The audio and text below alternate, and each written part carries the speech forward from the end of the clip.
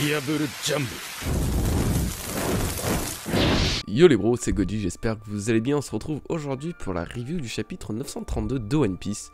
Alors le format va être peut-être un petit peu différent parce que généralement quand je fais une review, j'écris toujours un petit peu des notes auparavant pour un peu mieux me retrouver durant ma review justement, durant la vidéo.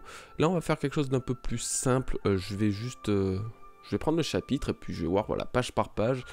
Parce que le chapitre en lui-même est cool, mais il est assez long. il est même très long, c'est pas pour déplaire, au contraire. Sachant qu'en plus, on l'a eu un jour pardon, à l'avance, donc c'est très cool. Mais voilà, je voulais juste changer un petit peu de procédé exclusivement pour ce chapitre. Si éventuellement ça plaît, si la review est peut-être plus sympa pour vous, pourquoi pas le reproduire, n'est-ce pas? Mais en tout cas, voilà, on va essayer ça comme ça. Donc, bah écoutez, c'est parti. Avant tout, je voulais quand même vous préciser que j'ai un Discord depuis pas très longtemps. C'est mon cher Netou qui l'a mis en place là depuis quelques temps. Donc voilà, si vous voulez nous retrouver dessus, on est une petite team et tout, etc. Il y a déjà quelques habitués, c'est très cool.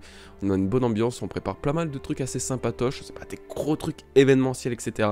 On est bien plus humble que ça. Mais en tout cas, c'est voilà, ça risque d'être assez cool. Donc si jamais, voilà, je vous laisse le lien en description si vous voulez les rejoindre. Comme ça voilà, on étoffe un peu les rangs. Voilà, c'est tout.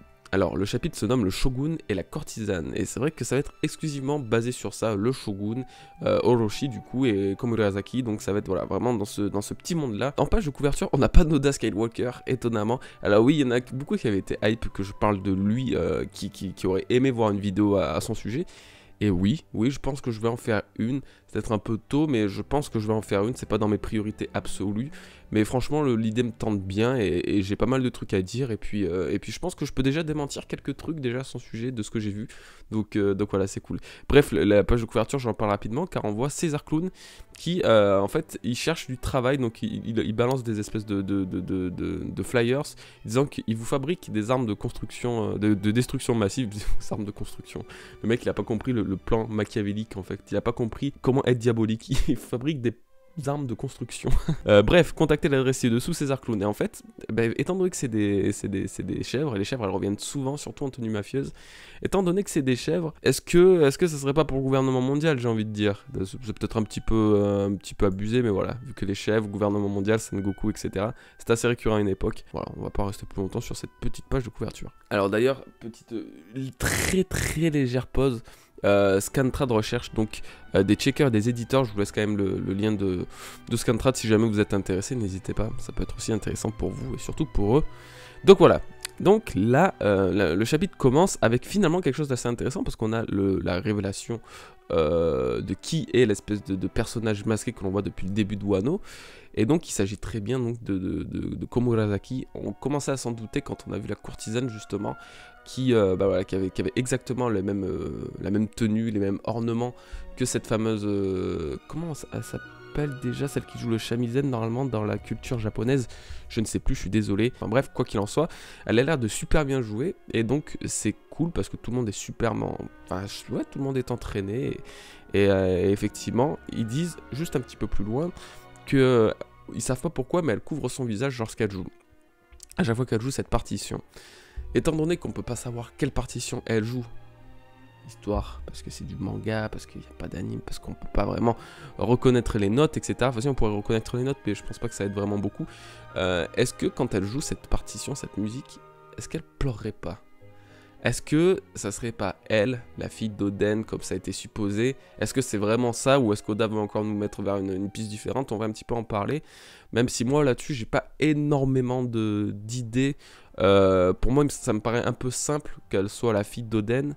D'un côté c'est ce que Oda nous laisse penser, mais voilà, bref, on va voir. Alors là ce qui est intéressant c'est qu'on part directement sur Robin. Hein, sur tout ce qui est... elle s'était faite choper par les 11 ninjas.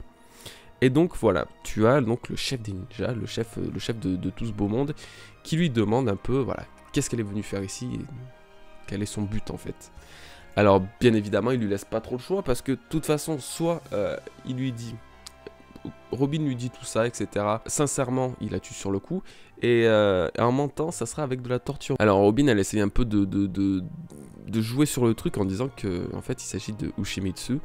et que du coup en fait elle est venue se renseigner sur les flux d'argent de la capitale des fleurs, etc. Enfin bref, elle essaie de passer un peu, de contourner le truc, sauf que le mec il est pas con, et il a bien capté que c'était pas elle, Ushimitsu, surtout qu'elle a été vue apparemment, Ushimitsu a été vue pas longtemps avant, donc voilà, ce n'est pas elle.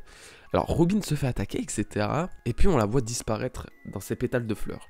Alors ça, c'était sacrément bien joué de la part de quelqu'un, pardon, de je ne sais pas qui.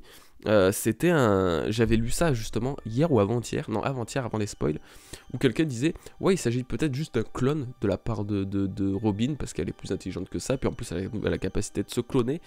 Et moi je me suis dit, ouais, enfin quand même, putain, les clones ils sont doués, tu vois. Enfin, moi en gros j'avais pas vraiment d'idée là-dessus, mais apparemment c'est vraiment ça, c'est vraiment un clone. Donc c'est cool, bravo à celui qui a capté ça. C'est vrai que du coup maintenant ça paraît logique, mais sur le coup voilà, non, c'était vraiment bien joué de la part de Robin. Le problème c'est que maintenant du coup elle a été repérée, donc il faut qu'elle se casse rapidos. Là, il y a un truc qui m'a fait rire, c'est que du coup ils sont un peu tous en train de psychoter avec les esprits, les ninjas, etc. Parce que forcément les esprits avec l'histoire d'Oden, etc. Bon bref, voilà, c'est quelque chose qui est assez récurrent dans l'arc de Wano. Du coup elle contacte Nami et puis la Shinobu là, un peu chelou, et du coup la forme qu'elle s'est fait repérer, et il faut qu'ils revoient un petit peu leur plan. Alors là, c'est assez chaud parce qu'en fait, je viens de me remarquer que du coup, Nami et la Shinobu sont apparemment aussi dans les combles du château. Donc en réalité, la façon dont ça a été mis en place, l'introduction, l'infiltration dans le château, on voit que finalement ça a été pas du tout... on l'a pas réellement vu, ça se fait assez rapidement en fait. Tout ce qui se passe autour du shogun etc., ça se fait très vite. Et là, j'ai l'impression qu'Oda, il va aller vite, avec cette partie de l'arc, il va aller très vite, et donc ça veut dire que plus on passe rapidement cette partie de l'arc, plus on va aller vite au niveau de la guerre, etc. Donc je sais pas vraiment, l'arc Wano, il peut pas durer moins de 100 chapitres. Mais ça me semble un peu compliqué, même si malgré tout, quand même, on remarque que Whole Cake Island a duré 70 chapitres. Et en soi, c'est pas énorme pour un arc sur un empereur, etc. Donc est-ce que Wano va durer autant, sachant que ça fait déjà 20 chapitres? Je sais pas à quel point il peut être entamé, mais je pense que ouais, on l'a quand même déjà bien torché, quoi. Même apparemment, on voit justement Brook, hein, qui était infiltré, donc c'est vrai qu'ils avaient vraiment tout mis en place. Donc là, du coup, quand même, Robin, elle peut pas se permettre de partir comme ça parce qu'elle a déjà pas mal de choses à récupérer, ou du moins à capter au niveau du shogun, des informations à récupérer, etc. Et donc elle revient sur le niveau du banquet du shogun, etc. Et le shogun, d'ailleurs, Orochiki en mode, mais lui décontracte comme jamais, genre en mode... Je sais pas, le type il vit sa meilleure vie et il va pas la vivre longtemps, sa meilleure vie, mais en tout cas il est en train de la vivre. On voit donc Komurasaki qui donc montre un petit élan, un peu de jalousie au niveau du shogun pour justement, elle veut attirer l'attention comme on l'avait vu dans le chapitre 927 ou quelque chose comme ça. C'est un personnage du coup qui est très manipulateur et très, on va dire, ouais, elle a quand même, c'est une mauvaise personne de ce qu'on peut comprendre de comment Oda nous l'a introduit et nous le présente jusqu'à maintenant, c'est une mauvaise personne. On va voir que ça change quand même au cours de cet arc, au cours de ce chapitre. Mais voilà, c'est quand même assez une mauvaise personne. Et donc, elle veut arriver à ses fins et elle a un but bien précis. Donc, c'est vrai que ça pourrait confirmer un éventuel lien avec les Kozuki. Mais voilà, on va voir ça bien après. Et donc, voilà, en fait, finalement, là, on arrive à une partie de chapitre où c'est très relou entre guillemets. On retrouve des choses qu'on savait déjà, donc là ils vont reparler de la légende de tout ce qui est Oden et tout, des Kozuki, et puis voilà, que c'est le 20e anniversaire de la mort d'Oden, que l'année de la vengeance de la prophétie de Toki et tout se prépare, machin, etc. Et en fait tu remarques que tous ces sbires à Orochi ne le croient pas en fait. Lui il a aucune, on va dire, crédibilité vis-à-vis de ses sbires, parce que personne ne le croit au sujet de cette fameuse prophétie. Personne ne comprend sa détresse, alors qu'au final, Orochi, on le fait passer pour un gros débile, pour un gros tardos dans ce chapitre, et même en général, mais finalement, c'est loin d'être un con, et il réfléchit très bien. Il sait très bien que Kinemon, qui est d'ailleurs le chef des 9 fourreaux rouges, ça c'était intéressant, on ne savait pas encore, donc ça prouve que Kinemon, on a encore pas mal de choses à trouver, à comprendre, ou du moins à découvrir à son propos.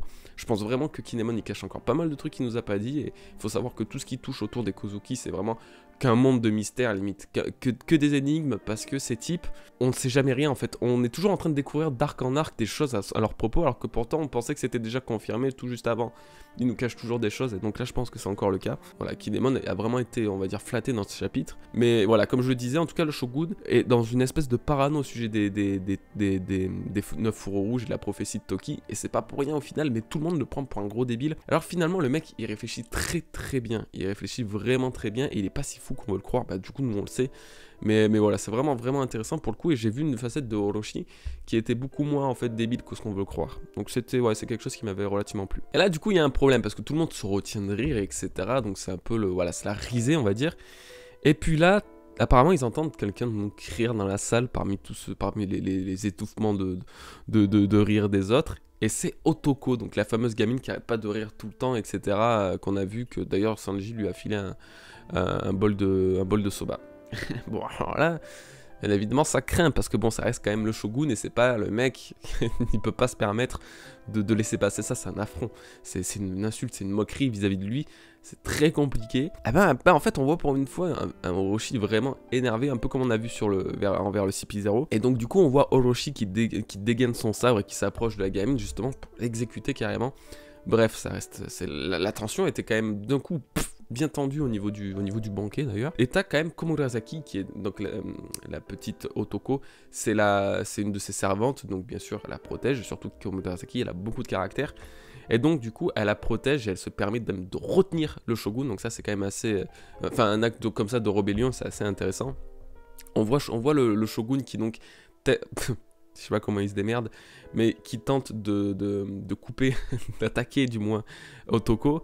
Le problème c'est qu'il arrive à la manquer, pardon. Le truc, on voit quand même qu'il a une petite puissance au niveau du sabre, parce qu'il arrive à couper une palissade en deux, c'est pas encore très fou, hein, mais bon, je pense qu'il a quand même une certaine maîtrise, même si il est très ridicule. Je reste persuadé que Orochi, il a pas le charme qu'il aurait dû avoir. Peut-être c'est ça qui va faire son charisme plus tard, mais... Je veux dire, c'est une vraie risée. Vraiment, pour le coup, je comprends ses sbires, quoi. Donc voilà, t'as le fameux Shogun qui teste de découper cette Otoko. Et t'as Komurasaki qui prend quand même la peine de la défendre, bien évidemment, et se retourne et fout une grosse gifle à Orochi. Et là, sa puissance a parlé, parce que, comment elle s'appelle, Komurasaki l'a carrément fait virevolter, sachant que le mec a quand même une carrure bien, on va dire, 3-4 fois supérieure à elle. C'était assez fou en fait, assez impressionnant de voir à quel point cette petite femme elle a pu le déglinguer, et donc ça montre qu'elle a vraiment une puissance en elle cachée, donc encore quelque chose qui pourrait éventuellement confirmer le fait qu'elle soit d'une famille, voilà, de Kozuki, surtout qu'elle dit qu'elle est une fille de guerrier. D'ailleurs, n'oubliez pas que dans ce chapitre, on a encore reparlé de la volonté d'Oden, volonté d'Eddie. Oui, je recommence, je suis persuadé que les Kozuki sont des Di.